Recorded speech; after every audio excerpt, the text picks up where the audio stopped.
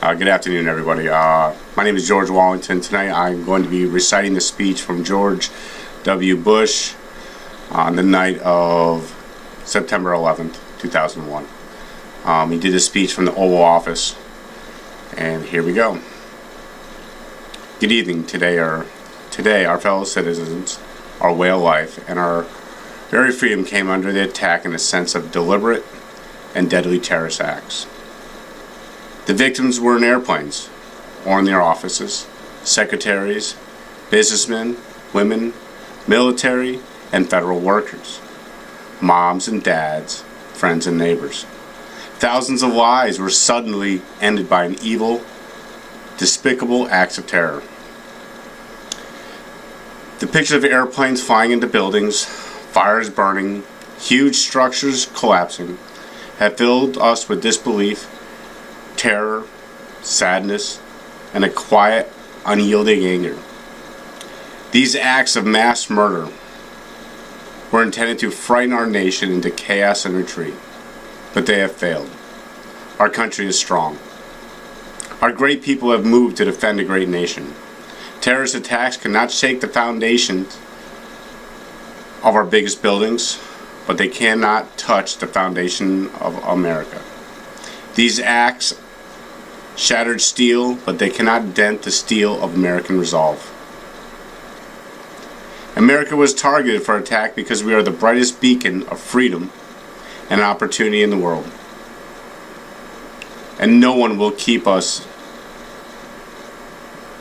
that light from shining. Today, our nation saw evil, the very worst of human nature. And we responded with the daring of our rescue workers, the caring for strangers and neighbors who came to give blood and help in any way they could. Immediately following the attack, I implemented our government's emergency response team. Our military is powerful and it is prepared. Our emergency teams are working in New York City and Washington, D.C. to help with the local response efforts. Our first priority is to help for those who have been injured and to take every precaution to protect our American citizens at home and around the world from future attacks.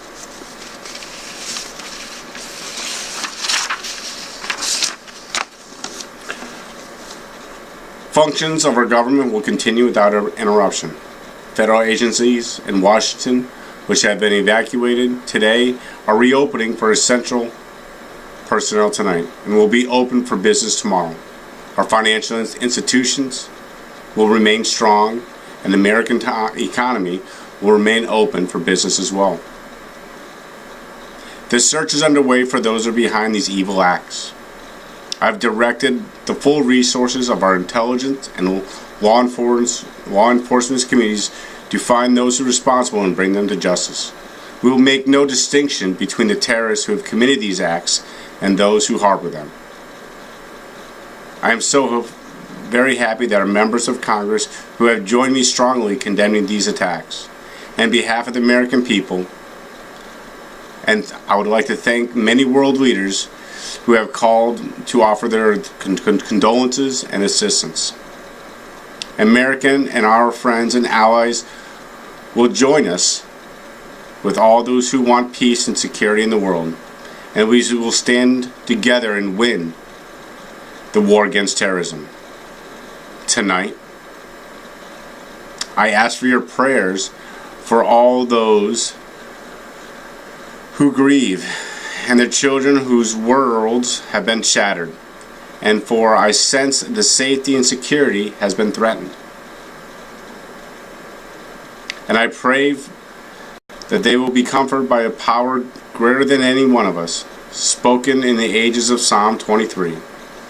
Even though I walk through the valley of the shadow of death, I fear no evil, for you are with me.